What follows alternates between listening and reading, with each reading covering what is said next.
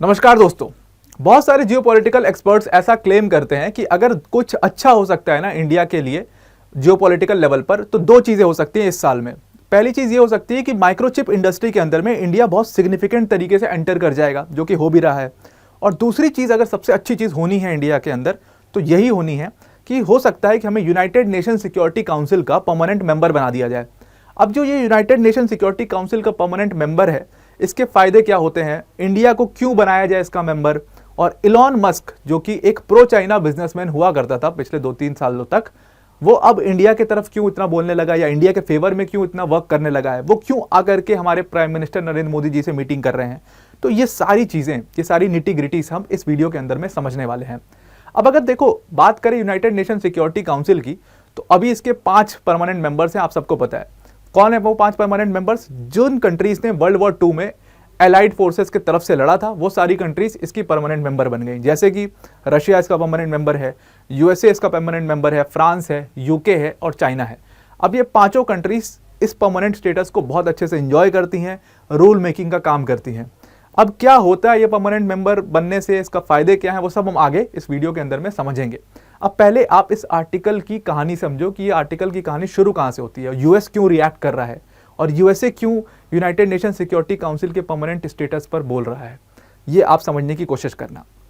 अब देखो, video start करने से पहले एक बहुत बड़ी अनाउंसमेंट है वर्ल्ड अफेयर्स की टीम की तरफ से। पहले आप इस अनाउंसमेंट को सुन लो। यूपीएससी सीएससी 2023 का रिजल्ट फाइनली आ गया है। अनअकैडमी टीम की तरफ से बहुत बहुत कॉन्ग्रेचुलेशंस उन सारे कैंडिडेट्स को जिन्होंने साल भर इतनी मेहनत करके फाइनली अपना नाम यूपीएससी की होली पीडीएफ में देखा होगा। ये अनअकैडमी के लिए भी एक बहुत बड़ा ह्यूज सक्सेस है, बिकॉज ऑल इंडिया रैंक 1 जो आदित्य श्रीवास्तव सर हैं, वो अनअकैडमी के ऑनलाइन प्लेटफॉर्म लर्नर रहे हैं। उनके साथ साथ all India rank 3 Ananya Reddy ma'am हैं, वो भी अनअकैडमी की ऑनलाइन प्लेटफॉर्म लर्नर रह चुकी हैं। और उसके साथ साथ सृष्टि डबास मैम, जिनकी ऑल इंडिया रैंक 6 आई है, वो भी ऑनलाइन की टेस्ट सीरीज का पार्ट रह चुकी हैं। बल्कि इतना ही नहीं, अनअकैडमी ने इस साल 300 से भी ज्यादा सिलेक्शंस दिए हैं और ये अनअकैडमी टीम के लिए बहुत बड़ा सक्सेस है। लेकिन इस सक्सेस को हम अनअकैडमी की टीम जो है वो अपने वर्ल्ड अफेयर्स की ऑडियंस के साथ मिलकर के सेलिब्रेट करना चाहती है, और इसीलिए हमने अपना जो यूपीएससी सीएससी का कोर्स फीस था उसमें बिगेस्ट एवर ड्रॉप किया है। जो कोर्स हमारा 75,000 का था, उसको हमने कम करके 29,999 का कर दिया है, विच इज ह्यूज। आप समझना कि आपको इतनी कम फीस में जो अनअकैडमी के बेस्ट एजुकेटर्स हैं वो क्वालिटी कंटेंट दिया करेंगे। अगर आप इस कोर्स को ज्वाइन करना चाहते हो तो हमने एक वेबसाइट का लिंक दिया डिस्क्रिप्शन में, आप उस वेबसाइट पर जा करके इस कोर्स को डिस्काउंटेड प्राइस पर अवेल कर सकते हो। बस हाँ, ये एक बात ध्यान में रखना कि जहां पर आपको डिस्काउंट कोड का ऑप्शन आएगा, वहां पर आप ये डिस्काउंट कोड लिखिएगा APYT10। APYT10 आप जैसे ही लिखेंगे तो आपको फीस जो है वो पूरी डिस्काउंटेड फीस में पूरा कोर्स आपको अवेल हो जाएगा। तो आई होप आपने इस अनाउंसमेंट को सुन लिया होगा। अब शुरू करते हैं वीडियो को। अब अगर यूनाइटेड नेशन सिक्योरिटी काउंसिल की परमानेंट मेंबरशिप की बात करें तो ये कहानी शुरू होती है इलॉन मस्क के साथ में। अब हुआ क्या, इलॉन मस्क ने 21 मार्च को एक ट्वीट किया और इस ट्वीट में उन्होंने कहा कि भाई, ये जो प्रॉब्लम है ना यूएन की, वो ये है कि ये लोग रिफॉर्म्स नहीं करते अपने ऑर्गेनाइजेशन में, और इसीलिए लोगों का विश्वास जो है वो यूएन के ऊपर से उठ गया है। और इसमें इसी ट्वीट में उन्होंने लिखा नीचे कि इंडिया जो है, जहां पर सबसे ज्यादा पॉपुलेशन है जिस कंट्री में, उस कंट्री को आपने परमानेंट स्टेटस दिया ही नहीं है यूनाइटेड नेशन सिक्योरिटी काउंसिल के अंदर में, जो कि बहुत एब्सर्ड है। और फिर आगे चलकर इन्होंने अफ्रीका की भी बात करी।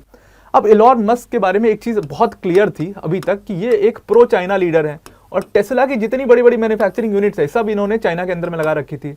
अब इस इलॉन मस्क को क्या जरूरत आई कि ये इंडिया के बारे में बोलना शुरू हो गए और इतना प्रो इंडिया स्टांस अपना दिखाने लग गए। तो इस पूरी कहानी को, इस पूरे बिजनेस को आप समझने की कोशिश करो। हुआ क्या था कि साल 2004 में इलॉन मस्क ने टेस्ला में अपना होल्ड किया था, शेयर्स खरीदे थे उसके, और उसके बाद उसके सीईओ बन गए। और सीईओ बनने के बाद उन्होंने इलेक्ट्रिक व्हीकल्स की कैपेबिलिटी को समझा और इलेक्ट्रिक व्हीकल्स को डेवलप करना शुरू किया, उसमें काम करने लग गए। और साल 2010 आते आते उन्होंने एक सिग्निफिकेंट मार्केट पोजीशन होल्ड कर ली थी यूएसए के अंदर में, और वहां पर तो वो काफी ज्यादा टेस्ला की गाड़ियां बेच रहे थे। उसके बाद वो अपने देश से बाहर निकलते हैं और दूसरे देशों में बिजनेस करने की कोशिश करते हैं। तो उसी कड़ी में साल 2015 में क्या हुआ था कि इलॉन मस्क की बात जो है वो हमारे इंडिया के प्राइम मिनिस्टर नरेंद्र मोदी जी से होने लगी थी, और यहां पर वो बिजनेस करना चाहते थे इंडिया के अंदर में। लेकिन प्रॉब्लम ये थी टेस्ला के साथ कि टेस्ला जो गाड़ी है वो पूरी तरीके से बाहर बन रही थी। तो अगर हम इंडिया के अंदर में लॉ है ये कि अगर हम बाहर बनी हुई कोई गाड़ी, पूरी तरीके से जो गाड़ी बाहर बनी है, उसको अपनी कंट्री में लेकर के आते हैं और उसका प्राइस 60 लाख से ज्यादा होता है, तो उसके ऊपर 100% इंपोर्ट ड्यूटी लगती है। तो 60 लाख की गाड़ी और 100% इंपोर्ट ड्यूटी, तो 60 लाख और उसके बाद मतलब on road prices, other taxes, luxury tax, बहुत सारे टैक्स जो और लगेंगे, उन सबको मिला के आप समझ लो कि 60 लाख की गाड़ी आपको 1.5 करोड़ में पड़ रही है इंडिया के अंदर में।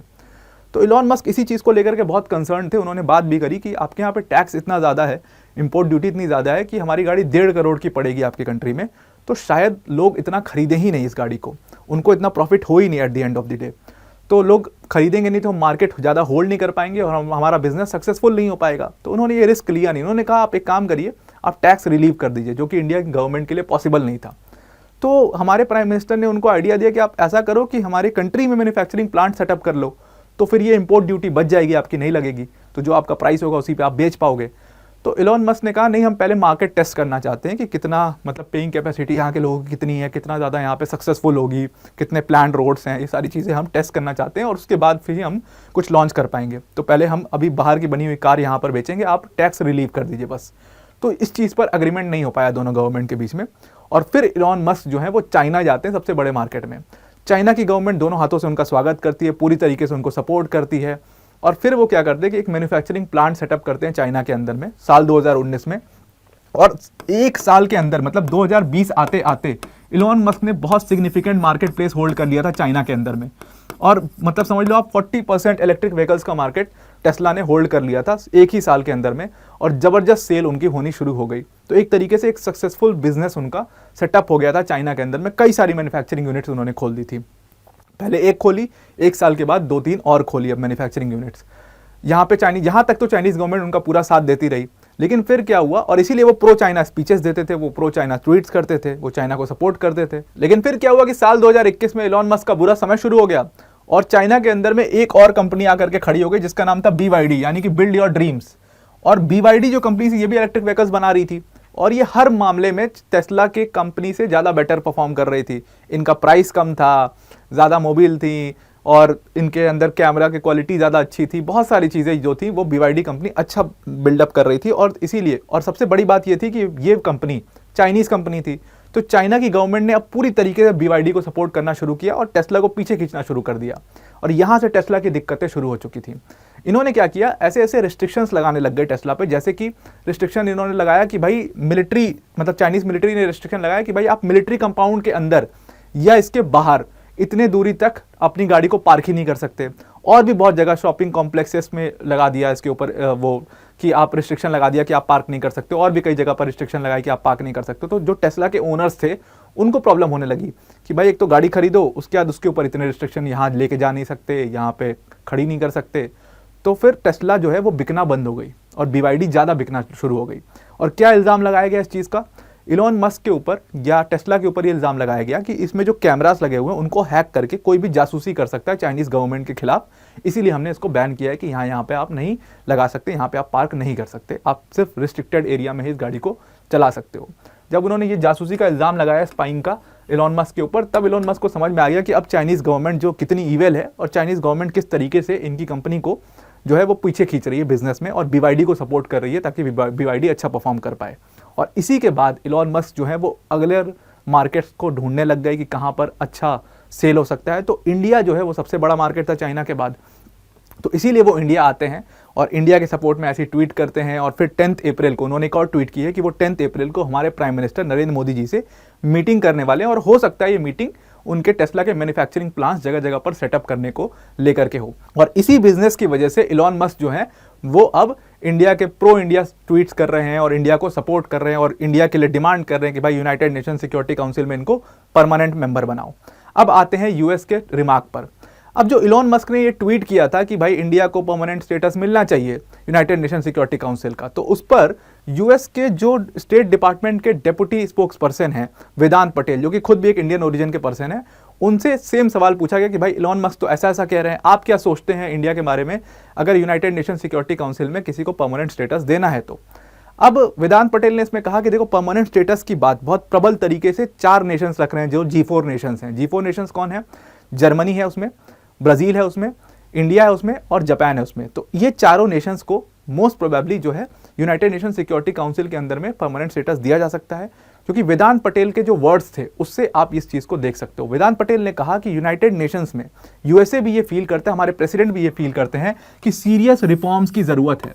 अब ये सीरियस रिफॉर्म्स वर्ड जो उन्होंने यूज़ किया, ये बहुत कुछ इंडिकेट करता है। पहली चीज़ ये इंडिकेट करता है कि यूएसए अब समझ चुका है कि अभी तक जो यूएन पपेट की तरह काम करता था यूएसए के, तो अब पूरी दुनिया ये बात समझ चुकी है कि यूएन जो है वो एक पपेट है यूएसए का, और यहाँ पर अच्छे से रिप्रेजेंटेशन नहीं है कंट्रीज़ का। और ये बात जैसे ही दुनिया समझ जाएगी तो यूएन का जो पूरा रेलेवेंस है, आप देखो ना, अभी ईरान ने क्या किया, ईरान ने साफ ये बोला कि भाई यूएन ने प्रोटेक्ट नहीं किया हमारे राइट्स को, इसलिए हमें सेल्फ डिफेंस में मारना पड़ा इसराइल के ऊपर मिसाइल्स, तो हमारी तो इसमें कोई गलती नहीं है। और इसी चीज़ को रशिया भी प्रोबेबली बोल रहा है कि यूएन यार पूरी पपेट की तरह काम करता है। तो लोगों से जब यूएन से विश्वास लोगों का हट जाएगा तो यूएन जो है वो एक अनरिलायबल इंस्टीट्यूशन हो जाएगा, इररेलेवेंट हो जाएगा आते आते वक्त में, और ये यूएस को बिल्कुल मंजूर नहीं है। इसीलिए अब आप देखोगे कि यूएस का स्टांस चेंज होता शुरू हो चुका है। अब यूएस जो है वो बिल्कुल रेडी है कि यूएन के अंदर में रिफॉर्म्स किए जाएं, और वो रिफॉर्म्स क्या हो सकते हैं, वो रिफॉर्म्स ये हो सकते हैं कि आप उन कंट्रीज़ को परमानेंट स्टेटस दो जिनसे आपको खतरा नहीं है। तो यूएसए को अभी एज ऑफ नाउ इंडिया से कोई खतरा नहीं है, और इसीलिए यूएसए बहुत प्रो इंडिया स्टांस दिखाना शुरू कर चुका है। तो इस साल जो सबसे बिग थिंग ये हो सकती है कि यूनाइटेड नेशन सिक्योरिटी काउंसिल में परमानेंट मेंबर इंडिया को बना दिया जाए। अब परमानेंट मेंबर अगर इंडिया को बना भी दिया गया तो उसमें इंडिया का फ़ायदा क्या है? देखो, इंडिया का फ़ायदा ये होगा उसमें कि सबसे पहले तो अब जो भी रिजोल्यूशन पास होता है यूएन के अंदर में, उसमें जो भी परमानेंट मेंबर्स हैं वो अपना वीटो यूज़ कर सकते हैं। तो वो उनका एक बहुत बड़ा मेजर स्टेक होल्डर होते हैं उस पूरे डिसीजन मेकिंग में, और इसीलिए उनका काफ़ी इन्फ्लुएंस होता है किसी भी यूएन के रिजोल्यूशन के ऊपर में। अब जैसे कोई यूएन का रिजोल्यूशन आ रहा है जो कि इंडिया के खिलाफ है या इंडिया के अगेंस्ट में या इंडिया के इंटरेस्ट्स के अगेंस्ट में है, तो इंडिया वहाँ पर अपना वीटो यूज़ कर देगा। सपोज कश्मीर के इशू को लेकर के कल पाकिस्तान यूएन में रिजोल्यूशन खड़ा करता है और चाइना उसको सपोर्ट कर रहा है, तो अभी तक हम क्या करते हैं, हम रशिया से रिक्वेस्ट करते हैं कि ये हमारे इंटरेस्ट के खिलाफ है, आप अपना वीटो लगा करके इसको रोक दो। तो रशिया ने अपना वीटो लगा दिया। अब हमें रिक्वेस्ट करने की ज़रूरत नहीं पड़ेगी, हम क्या करेंगे, हम अपना वीटो यूज़ करेंगे और उस रिजोल्यूशन को डिनाई कर देंगे, तो वो रिजोल्यूशन कभी पास ही नहीं हो पाएगा। तो ये फ़ायदा होता है यूनाइटेड नेशन सिक्योरिटी काउंसिल में परमानेंट मेंबर बनने का। अभी तक 5 हैं, कोशिश ये है कि अब 9 हो जाएंगे ये लोग, G4 कंट्रीज़ को भी इसमें इन्वॉल्व कर दिया जाएगा। और इससे आप ग्लोबल लेवल में सोचो ना, आपकी जहाँ पर आपकी सिर्फ से हुआ करती थी, आप सिर्फ एक स्टेक होल्डर की तरह काम करते थे, वहाँ पर आप एक ग्लोबल रूल मेकर की तरह काम करोगे। मतलब रूल मेकिंग में जो अभी तक यूएस कर रहा था, जो चाइना रशिया कर रहे थे, वो अब आप भी करोगे एज अ कंट्री। तो ये इंडिया के लिए एक बहुत गर्व की बात है, और अगर ये चीज़ हो जाती है तो ये इंडिया के लिए जो जियोपॉलिटिकल लेवल पर सबसे बड़ी चीज़ होगी इस साल में। तो आई होप आपको ये पूरा मामला समझ में आ गया होगा यूनाइटेड नेशन सिक्योरिटी काउंसिल का और इंडिया की मेंबरशिप का। तो आज के लिए इतना ही। Thank you and have a nice day.